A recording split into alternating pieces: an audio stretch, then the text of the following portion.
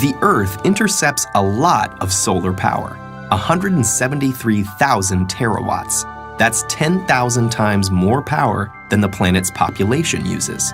So is it possible that one day the world could be completely reliant on solar energy?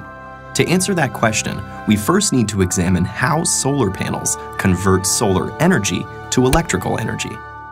Solar panels are made up of smaller units called solar cells. The most common solar cells are made from silicon, a semiconductor that is the second most abundant element on Earth.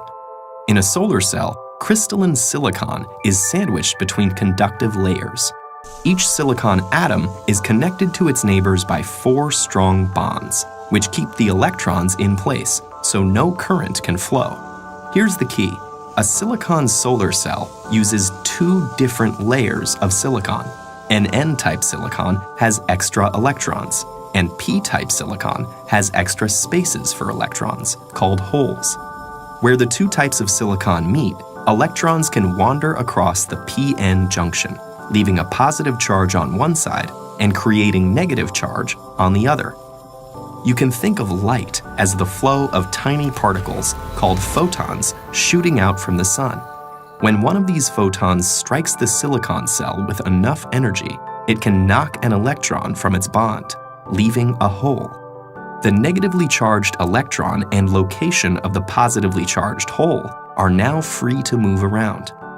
But because of the electric field at the p-n junction, they'll only go one way.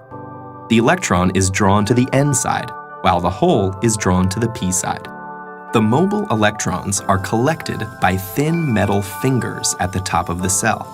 From there, they flow through an external circuit, doing electrical work like powering a light bulb, before returning through the conductive aluminum sheet on the back. Each silicon cell only puts out half a volt, but you can string them together in modules to get more power.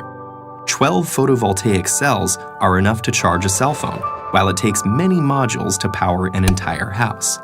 Electrons are the only moving parts in a solar cell, and they all go back where they came from. There's nothing to get worn out or used up, so solar cells can last for decades. So what's stopping us from being completely reliant on solar power?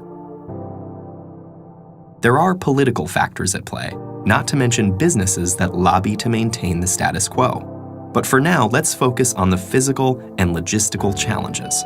And the most obvious of those is that solar energy is unevenly distributed across the planet. Some areas are sunnier than others. It's also inconsistent. Less solar energy is available on cloudy days or at night. So a total reliance would require efficient ways to get electricity from sunny spots to cloudy ones, and effective storage of energy. The efficiency of the cell itself is a challenge too.